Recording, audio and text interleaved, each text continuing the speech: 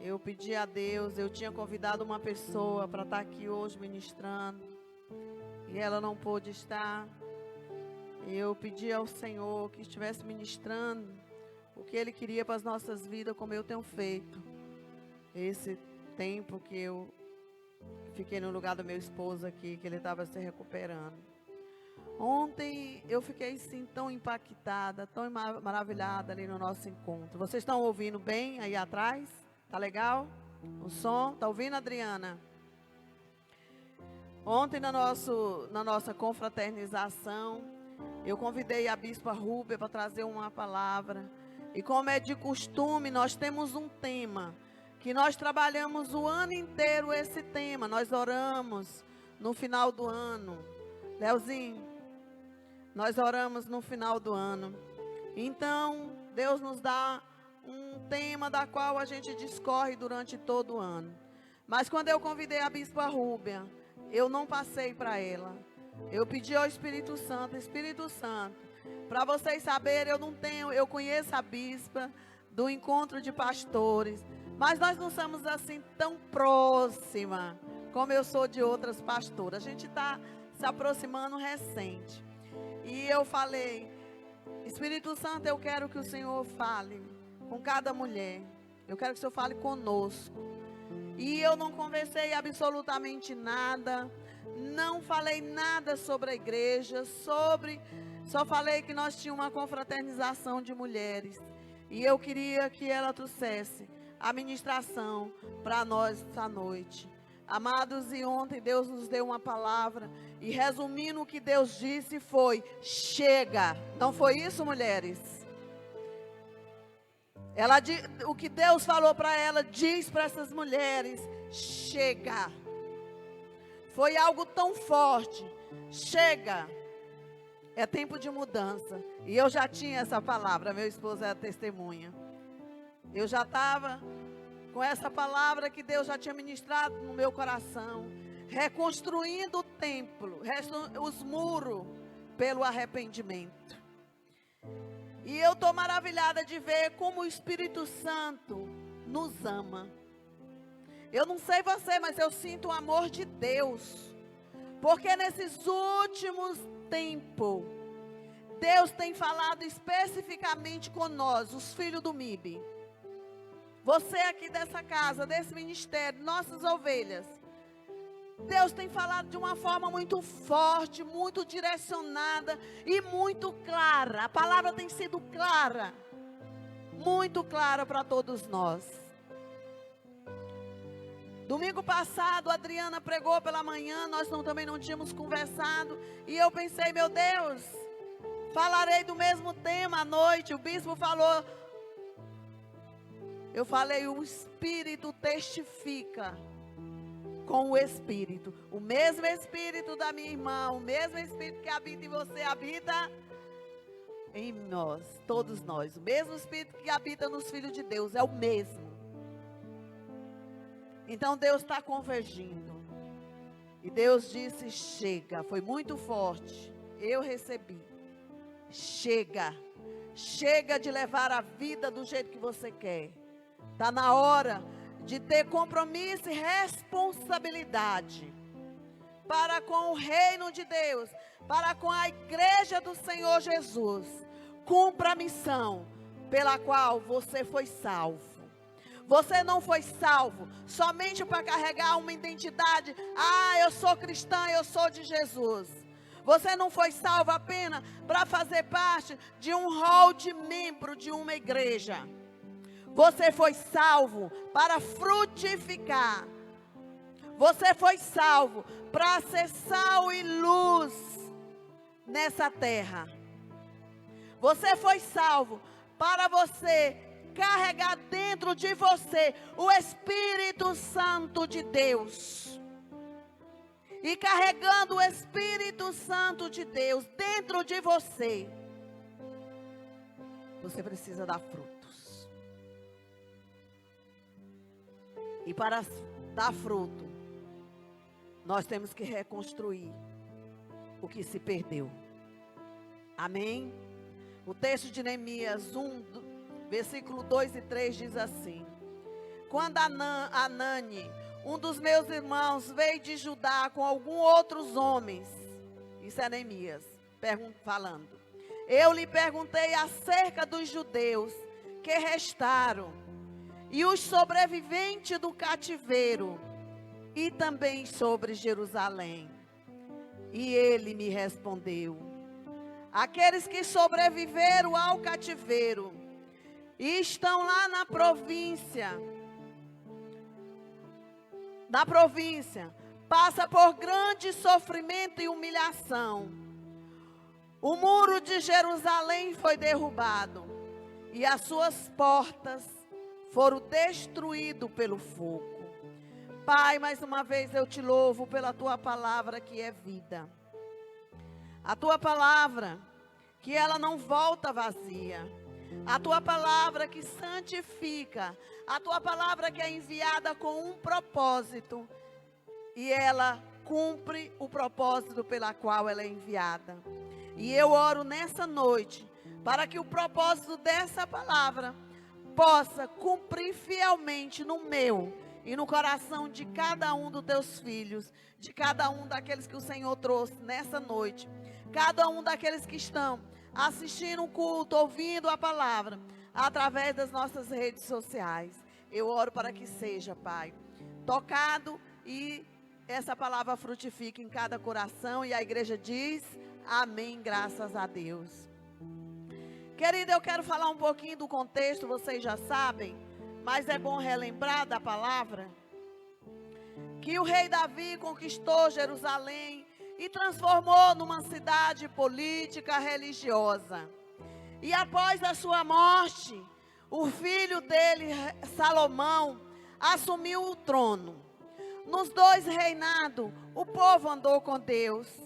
E a gloriosa Jerusalém prosperava e se tornou um nome grande entre os povos da terra. Após a morte do rei Salomão, a nação de Israel foi dividida em 2 partes. O reino do sul, composta por 2 tribos. Esses permaneceram com Deus por alguns séculos. E o reino do norte, composto pelas outras 10 tribos, que deixaram totalmente a Deus e se voltaram para a idolatria. Não quiseram saber de jeito nenhum do Senhor. E por essa razão, ambas foram levadas ao cativeiro.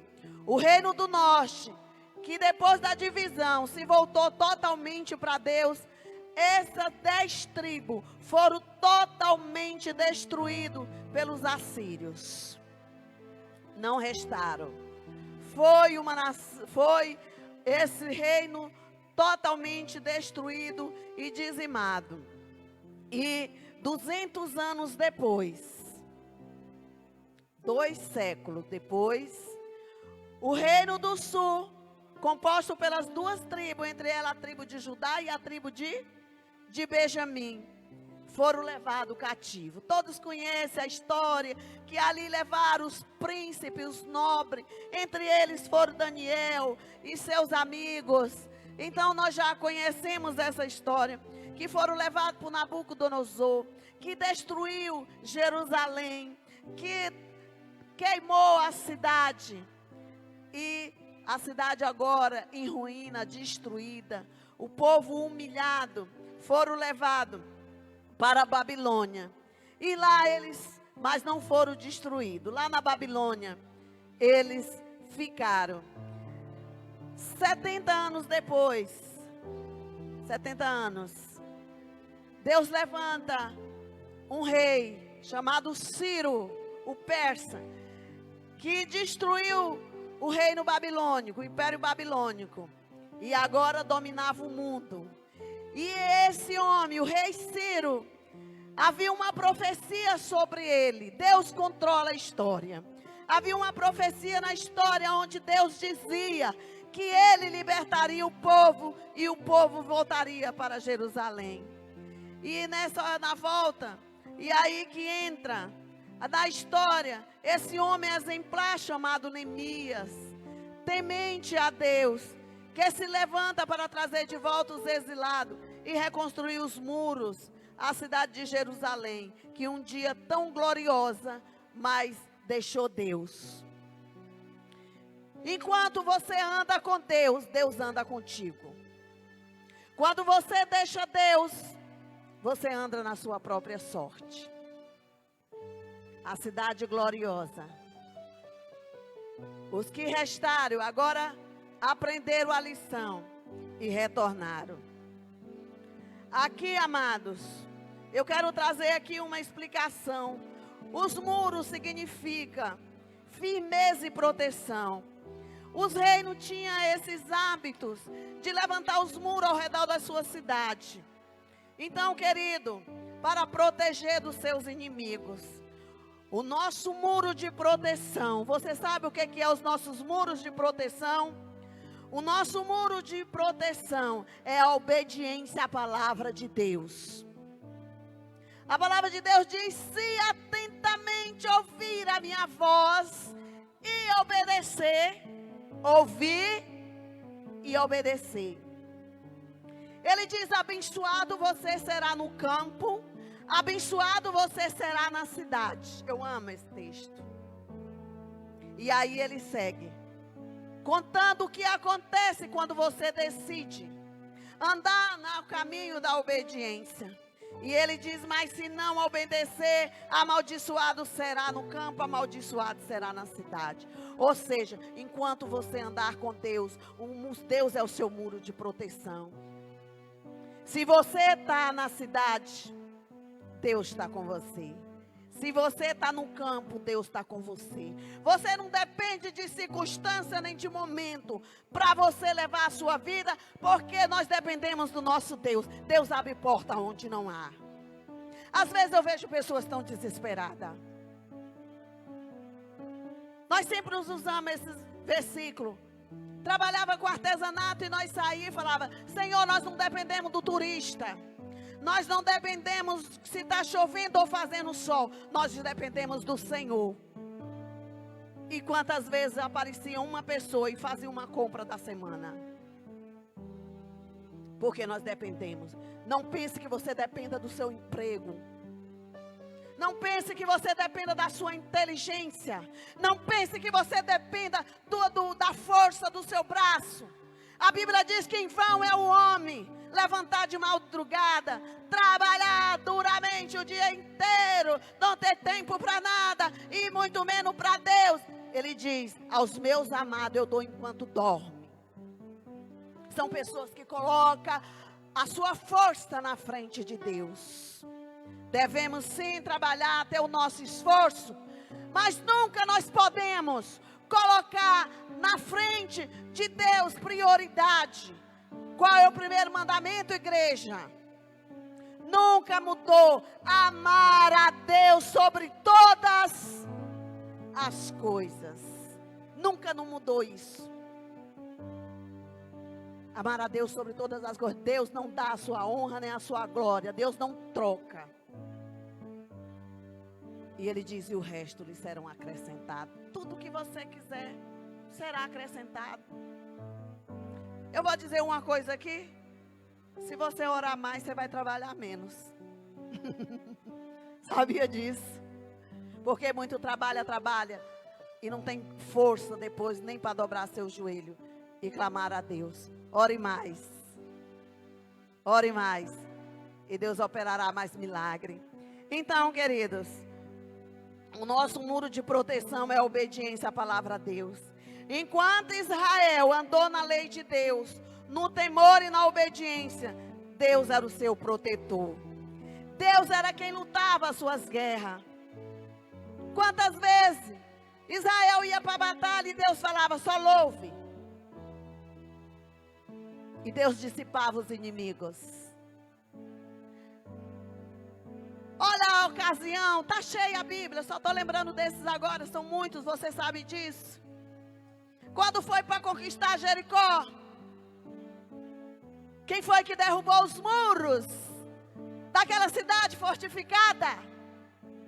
Humanamente falando, o homem não derrubaria aqueles muros, mas Deus derrubou aqueles muros. Dê um glória a Deus, porque o nosso Deus é Deus forte e poderoso. Então eles andavam com Deus. Deus lutava as suas guerras, dava vitória sobre os seus inimigos. Mas quando eles deram as costas para Deus, a destruição e o exílio chegou para eles. Não é diferente em nossos dias. Não é diferente em nossos dias. Os princípios, como eu disse, são os mesmos. E Deus nos diz que muitos de nós estão com os muros destruídos. Por isso, estão exilados em áreas distintas das suas vidas. E Deus está nos chamando do exílio nessa noite. O arrependimento é a porta de saída do cativeiro. Diga para quem está do seu lado: meu irmão ou minha irmã, pode dizer, olhe para quem está do teu lado e diga: meu irmão e minha irmã, o arrependimento é a porta de saída do cativeiro. Sem arrependimento, você morrerá no seu cativeiro, como ocorreu com as tribos do norte. Não houve arrependimento, morreram no seu exílio, foram totalmente destruídos. Então o tempo de reconstruir os muros chegou. Diga: chegou o tempo da reconstrução dos muros. Porque Deus disse: basta, agora é um novo tempo. Então, quais alguns muros que precisa ser construído? O primeiro muro, querido, é o muro da oração. Tenho citado aos domingos que eu estou ministrando a palavra. Não existe vida cristã sem o diálogo com o papai. Oração é o diálogo com o nosso Deus. E ele fala: orai sem cessar. Clame dia e noite. E eu dou um exemplo aqui de Daniel 9:3. Quando Daniel entendeu a razão do cativeiro, que a razão do cativeiro foi a infidelidade a Deus, diz aqui no capítulo 9, verso Deus, que ele se humilhou, se dobrou em oração, jejum, pediu perdão pelos seus pecados e pelo pecado dos seus irmãos da sua nação. Ele disse: por isso me voltei para o Senhor Deus com orações e súplica em jejum. Pano de saco significa humilhação e coberto de cinza. Ele entendeu o cativeiro que você está presa, que você está preso, que você não mais ora, que você não tem mais o seu tempo, a sua intimidade, você não tem aliança com Deus, você não tem relacionamento com Deus, você é um filho que não conhece o seu pai.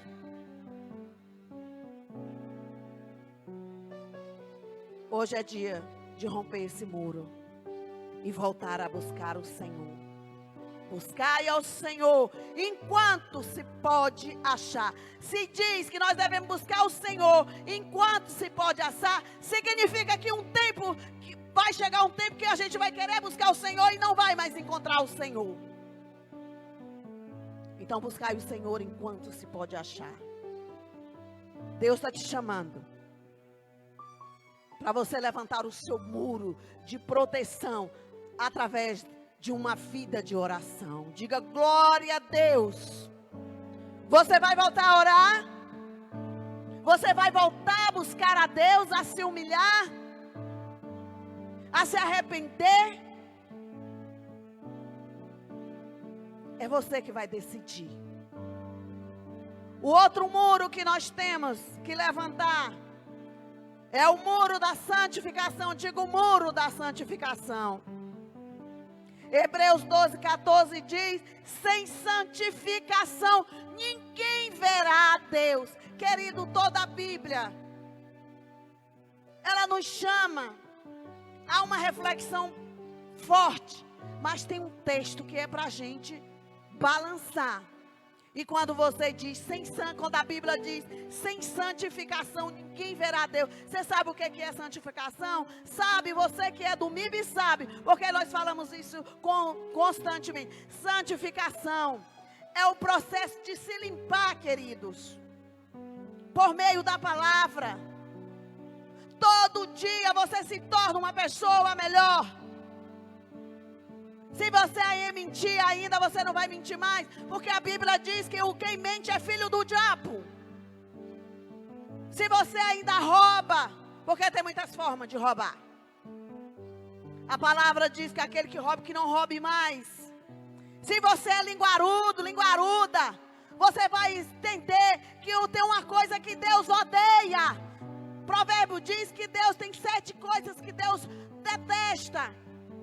E a última coisa, ele diz que é o fofoqueiro, é aquele que fala do irmão, é aquele que causa mexerico, intriga entre as irmandades. Ali diz que ele não suporta. Então esse é o processo de santificação. Quanto mais eu oro, quanto mais eu leio a palavra, mais eu me santifico, mais eu me separo. Eu não misturo e nem faço aliança com as trevas. Eu não negocio com as trevas. Eu não negocio com as trevas. Eu estava falando aqui com minha amiga, época de carnaval, eu vejo muito crente batendo perna, procurando o quê? No meio da festa da carne. Eu nem saio da minha casa. Quando usa as desculpas de trabalho para se enfiar nas festas mundanas, com desculpas enfarrapadas, não consegue discernir o certo e o errado. Quando no trabalho manda fazer coisa errada, ai, eu vou perder meu emprego. Perca seu emprego, mas ande direito, honesto para com Deus.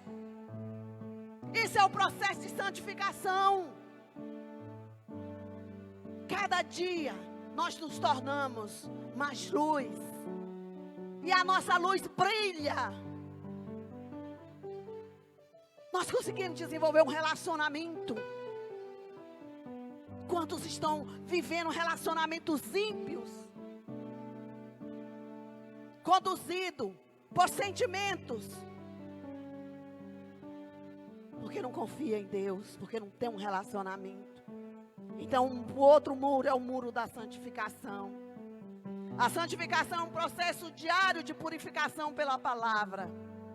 É o alinhamento da nossa vida com o princípio de Deus. Diga glória a Deus. Não ouvi não. Você sabe por quê, queridos?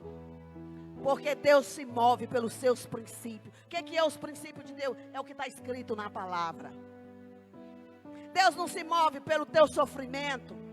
Deus não te move pela sua dor. Deus se move quando você é obediente pela palavra. Porque diz que Ele trabalha, Ele vela para o cumprimento da palavra dEle. Porque Ele empenhou a sua palavra. Então Ele vai velar para o cumprimento da palavra. Quando andamos na palavra, ela se torna vida. É aí que o milagre acontece. Porque Deus não mente. O outro muro é o muro da evangelização. Digo o muro da evangelização. Não se distraia. Deus está falando aqui neste lugar. Deus está falando aqui neste lugar. A palavra veio para você. O muro da evangelização. O Salmo 105 diz: louvai o Senhor, invocai o seu nome, proclamai os seus feitos entre os povos. Proclamai os seus feitos. Falou, louve. Cante, louve. Tenha uma vida de alegria no Senhor, de contentamento. Louve. E ele diz: proclamai os feitos do Senhor. Conte a todos quem é o Senhor. Conte quem é o Senhor, os feitos do Senhor. Deus sacrificou o seu Filho, Jesus Cristo, para a salvação de todos os homens. Foi um feito grandioso do nosso Deus, nos salvar do inferno, nos tirar do império das trevas e nos transportar para o reino do seu amor. E há tantas pessoas que precisam saber desse glorioso feito do Senhor. Conte. Diz ainda Marcos 16: ide por todo o mundo, pregai o evangelho, fazei discípulo de todos os povos. Quem crê e for batizado será salvo.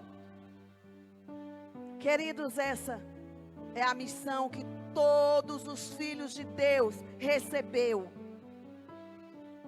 E esse muro está destruído na vida da maioria dos filhos de Deus. Esse muro precisa ser levantado. Você precisa entender que pregar o evangelho não é opcional. Não é opcional. É uma ordenança. Sabe o que significa ordenança? É uma ordem de Deus. Ide por todo mundo, vão por todos os cantos, aonde você for, andando, nos círculos de amizade, trabalhando, no lazer. Não existe férias e nem descanso, porque todo o tempo, todos os momentos, nós estamos cercados de pessoas que estão caminhando para o inferno, igreja. E seu muro está destruído. Você convive com o ímpio 24 horas por dia. E você não dá uma palavra de salvação.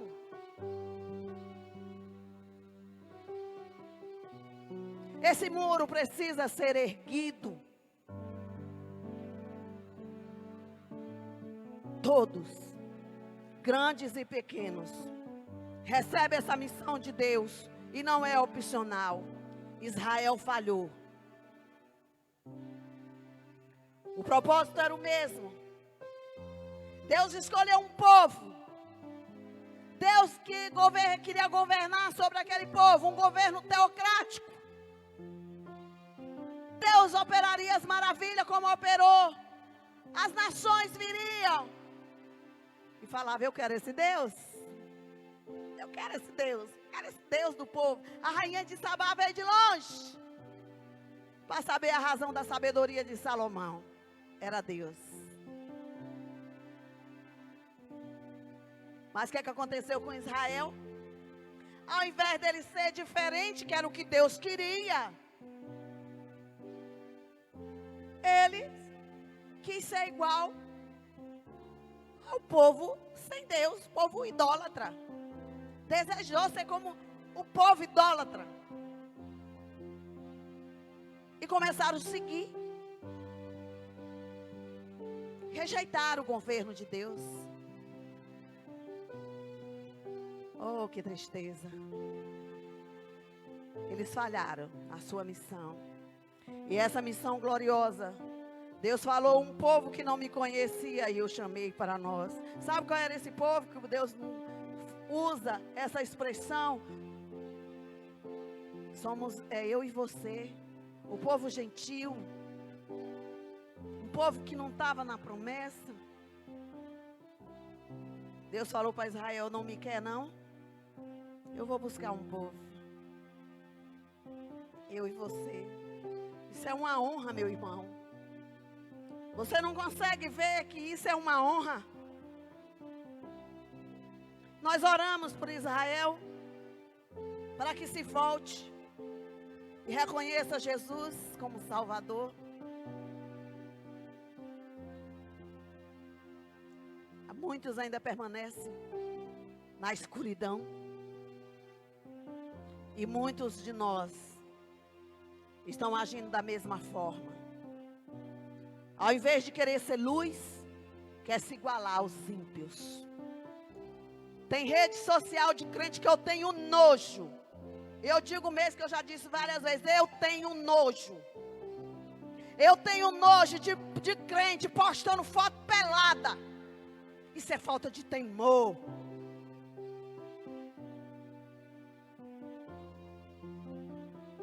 E os maridos são frouxos porque não cuidam da sua mulher. E eu digo, é frouxo, porque é um homem que permite que a sua mulher fique postando foto sedutora, pelada. Ele não está cuidando, ele não está amando, ele não está zelando.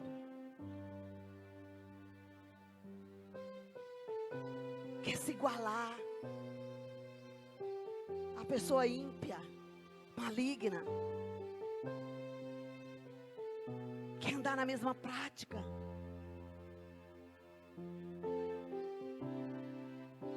Oh, queridos, o nosso Deus não mudou. Ele não muda. Ele não mudou. Ele não mudou. Mas estamos chegando ao fim. Nós estamos na reta final. Alguns vão partir antes, como muitos têm partido. Estamos chegando na época da pestandade assolando a terra. E muitos vão na frente antes do grande dia do arrebatamento.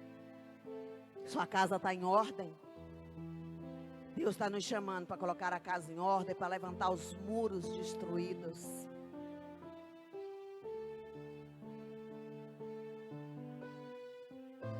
Estamos na reta final, meu irmão. Será que você não entendeu isso, não? Em nome de Jesus, será que você não entendeu que nós estamos na reta final? E Deus não quer que ninguém fique para trás. Ele te ama. Ele te ama. Ele não quer que você fique para trás. Mas Ele quer que você ame Ele também. Porque Ele já demonstrou a prova do seu amor, que foi sacrificando o seu filho por ti e por mim. O que você vai fazer com isso? O que você tem feito com isso? Deus disse, basta. Basta. Deus não vai mais aceitar as nossas desculpas. Deus não está mais aceitando as nossas desculpas. Vamos reconstruir os muros que você mesmo derrubou. Porque você deu legalidade para o inimigo. Como foi você que derrubou, é você que vai reconstruir. Foi você que deixou de orar. Foi você que deixou de se santificar. E o resultado é que você não tem alegria em partilhar. Porque há tanto tempo que você não vive a comunhão e os milagres do Senhor na sua vida. Porque você se afastou dele. Ele não se afastou de você. Por isso Ele está nos corrigindo, nos ensinando. Hebreus diz que Deus corrige quem Ele ama. Deus não corrige bastardos. Deus corrige filhos. E Ele está nos corrigindo porque nos ama. A correção de Deus é a prova do seu amor para com as nossas vidas. Vamos voltar aos princípios, vamos voltar às primeiras obras. A oração, a santificação e a evangelização é prioridade de todo filho de Deus. É prioridade que todos devem estabelecer em sua vida. As famílias, volte a orar juntos, os casais, volte ao culto familiar. Pare de trabalhar de madrugada o dia inteiro e você não tem tempo para ensinar seus filhos. Satanás está ceifando a pureza das nossas crianças. Filhos de crentes completamente pervertidos. Ainda na sua tenridade são pervertidos. Não sabe nada de Deus, porque você não ensinou a eles. É você que não tem se dedicado, ensinado, orado. Eu estava partilhando que quando eu ia orar, dobrava o joelho. Eu chamava minha filha para vir orar junto comigo. E ela ajoelhava ali do lado. Eu ficava orando em línguas. Aí ela ficava no meio da casa rodando. E eu incentivava, porque ela via eu orando em línguas. Nós fazíamos o culto doméstico. Eu investia pesado. Eu não comprava brinquedo mundano. Porque existe agora os bonecos já com a face feminina, mas com órgãos masculinos. E muitos filhos de crente estão com isso.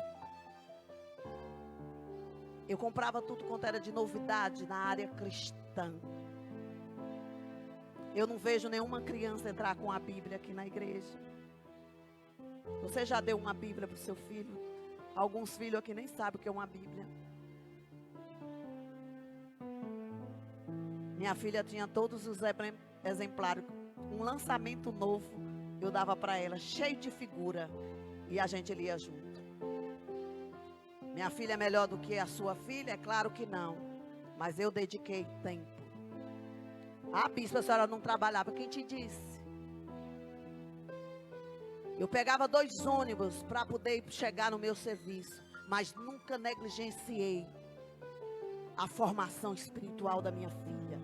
Nunca usei meu trabalho. Trabalhava feito meu esposo aqui, que todos conhecem meu esposo. Debaixo de sol e sol, vendendo artesanato. Nunca negociamos.